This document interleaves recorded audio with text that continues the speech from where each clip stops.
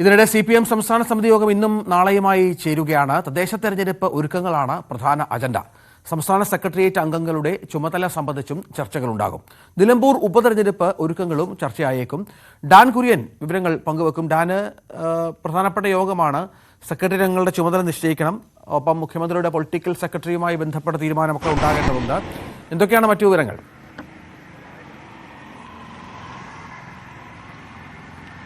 ഈ സൂചിപ്പിച്ച പോലെ തന്നെ പ്രധാനമായി നിലമ്പൂർ ഉപതെരഞ്ഞെടുപ്പുമായി ബന്ധപ്പെട്ട ഒരുക്കങ്ങൾ, തദ്ദേശ തെരഞ്ഞെടുപ്പിന്റെ ഒരുക്കങ്ങളൊക്കെ വിശദമായി തന്നെ ചർച്ച ചെയ്യപ്പെടാൻ പോകുന്ന യോഗമാണ് ഇന്ന് നാളെയുമായി ചേരുന്നത്. അതോടൊപ്പമായിരിക്കും മുഖ്യമന്ത്രിയുടെ പുതിയ പ്രൈവറ്റ് സെക്രട്ടറിയെ തെരഞ്ഞെടുക്കുക എന്നത് ഒരു വലിയ തരത്തിൽ, അതായത് ഒരുപാട് ചർച്ചകൾ അതുമായി ബന്ധപ്പെട്ട് നടക്കുന്നുണ്ട്.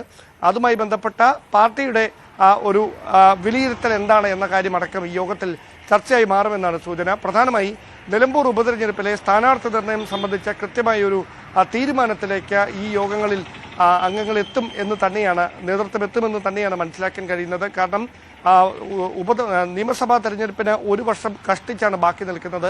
അതിന് തൊട്ടു മുൻപ് നടക്കാൻ പോകുന്ന ഒരു ഉപതെരഞ്ഞെടുപ്പ് എന്ന് പറയുമ്പോൾ അതിന്റെ സെമി ഫൈനലായി തന്നെ വ്യാഖ്യാനിക്കപ്പെടും. ഭരണപക്ഷം കൃത്യമായി അത് സർക്കാരിന്റെ വിലയിരുത്തലാകുമോ എന്ന ചോദ്യത്തിന് വ്യക്തമായ ഒരു ഉത്തരം പറയുന്നില്ലെങ്കിലും പ്രതിപക്ഷം അത്തരത്തിലുള്ള പ്രചാരണമാണ് നടത്തുന്നത്. സർക്കാരിന്റെ പ്രവർത്തനങ്ങളുടെ വിലയിരുത്തലായി മാറും നിലമ്പൂർ ഉപതെരഞ്ഞെടുപ്പ് എന്ന് തന്നെയാണ് പ്രതിപക്ഷം ഇതിനോടകം തന്നെ പ്രചാരണം തുടങ്ങിയിരിക്കുന്നത്.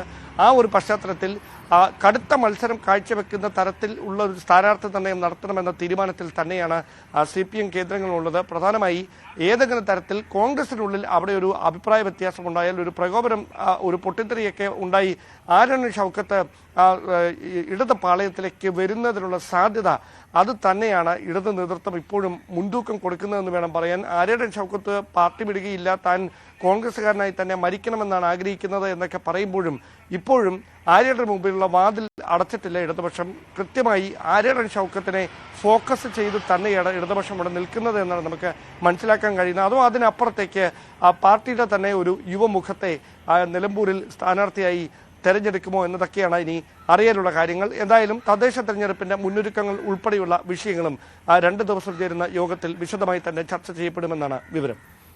ഡാൻ കുര്യനാണ് വിവരങ്ങൾ പങ്കുവച്ചത്. CPMന്റെ വളരെ പ്രധാനപ്പെട്ട യോഗം ഇന്ന് ചേരുമെന്നുള്ളതാണ്. നമുക്ക് മറ്റു വാർത്തകൾ അനവധിയുണ്ട്. തിരിച്ചുവരാം ഇടവേളയ്ക്ക് ശേഷം.